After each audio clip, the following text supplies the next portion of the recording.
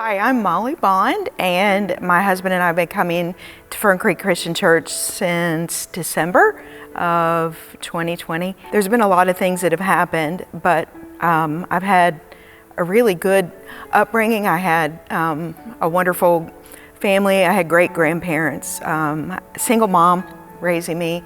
I think I always looked for a little bit more place to belong and not really wondering where that would be or how I would find that. I kind of found comfort in relationships through high school and through college. Ended up getting married right out of college to somebody that my family didn't necessarily support. From the beginning, we struggled.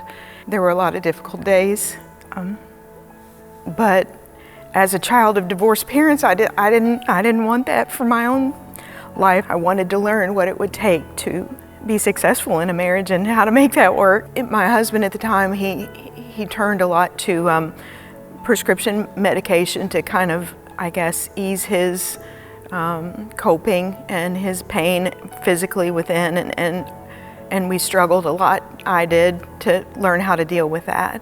And on one particular day, several years ago, he was in a medically induced, what they called a kind of a medication coma to try to relieve some physical pain. And at the time, I had my 6-year-old got a splinter, and we went upstairs to try to take care of the splinter, and everybody came upstairs. I cleaned up afterwards, and after just a couple of minutes of cleaning up, I went downstairs to check the progress, and couldn't find my 2-year-old, and I asked my other kids, where's Jacob, and nobody seemed to know. Searched everywhere for him and looked all around, and then began to panic. And finally, the man who cuts our grass came, and he was there to cut the grass, and I said, have you seen Jacob? And he said, I haven't seen him. And he began to panic, and he ran around the house, and then he screamed, he's in the pool. He dragged him out of the pool, and he brought him into the kitchen, and he laid him on the floor, and he didn't know CPR. So the helicopters came, and the fire department came, and they took him in a helicopter downtown to Children's Hospital. And when we got there, he was already covered up, and I knew that he was already gone. Trying to understand how God would help me get through that, and what that would mean to a family to try to bury a 2-year-old and celebrate holidays. And I had a bunch of little kids that I was parenting on my own, and it was a struggle. It was pain that I'd never understood how to really deal with, and then the loss was more than I knew what to do with.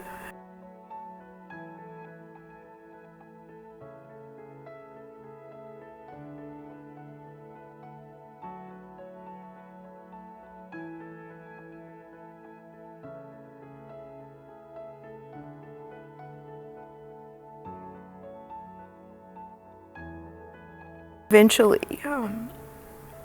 one of my neighbors asked me to come over for a drink, which I hadn't had 20 years. And after that first drink, I realized this would be how I could cope with all of the pain that was inside. And it never stopped from that day on. I think I drank most every day, and the pain was less, and so I didn't want to do away with the alcohol, and I began to destroy relationships, and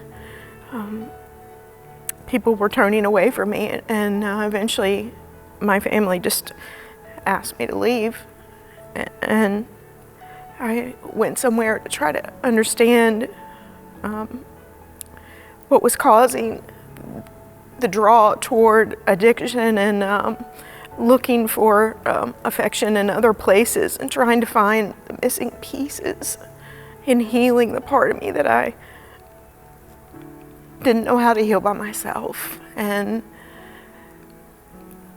I got a lot of help and understanding that having a voice was really important in healing, and listening to the voices at the time that were telling me that God was completely turned against me, that God had already turned his back on me, and it was too late. And I believed that. I believed that I was probably, God was done with me. But where I went, I learned that that's not God's character. That's not God's nature. That's not who he is.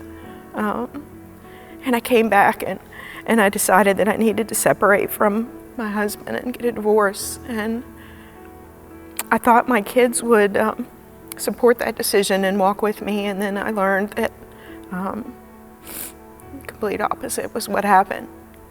So in the midst of trying to heal myself and understand how to make better decisions, I also lost the kids that I have that were alive. And almost worse pain than losing a child that was already gone. So for a season, I lived in my car, and I began to rebuild myself. And through the help of total strangers, God spoke to me and he said, "You're not alone." And I knew that at the moment where I believed I didn't have anything, I had everything that I needed.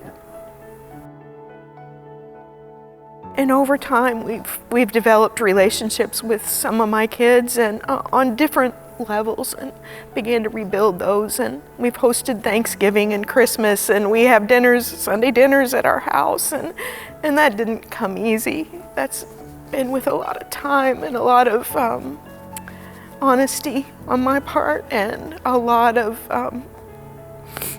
repentance, and also a lot of just drilling into the pain and letting God heal in the parts that seem unhealable.